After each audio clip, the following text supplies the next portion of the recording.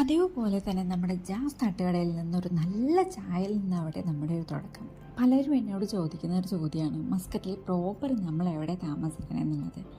അൽക്കമിൽ അൽവാഫി എന്ന് പറയുന്ന ഒരു സ്ഥലത്താണ് നമ്മൾ സ്റ്റേ ചെയ്യുന്നത്. ഞങ്ങളുടെ കൂടുതൽ ഒഴിവ് സമയങ്ങളും നമ്മൾ ചിലവഴിക്കുന്നത് ഈ കാണുന്ന അൽക്കമിലെ ഈ പാർക്കിൽ തന്നെയാണ് കേട്ടോ. നമ്മുടെ നാട് വിട്ട് മരുഭൂമിയിലേക്ക് വന്നെങ്കിലും ആ നാടിൻ്റെ ഒരു പച്ചപ്പ് പലപ്പോഴും മനസ്സിലേക്ക് എനിക്ക് എപ്പോഴും വരുന്നത് ഈ മരങ്ങളും ഈ പുൽത്തകിടുകളും ഒക്കെ കാണുമ്പോൾ തന്നെയാണ്. ഈ കഴിഞ്ഞ ഫെബ്രുവരി മാസം ആദ്യമായി സുക്കുവിനെയും കൊണ്ട് ഒരു സ്ട്രോളറുമായി വന്നതും അതിലിരിക്കാനായി അവൻ മടിച്ചതുമെല്ലാം എൻ്റെ മനസ്സിലുണ്ട്. പിന്നീട് 2 ദിവസങ്ങൾക്ക് ശേഷം അതുമായി നല്ലോണം ഇണങ്ങി ചേർന്നവൻ.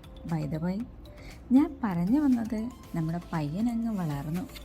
ഇപ്പോൾ സ്ട്രോളറിലൊന്നും ഇരിക്കുന്നില്ലെന്നേ, താഴെ ഇറങ്ങി നടക്കണമെന്നാണ് മൂപ്പരുടെ ഡിമാൻഡ്.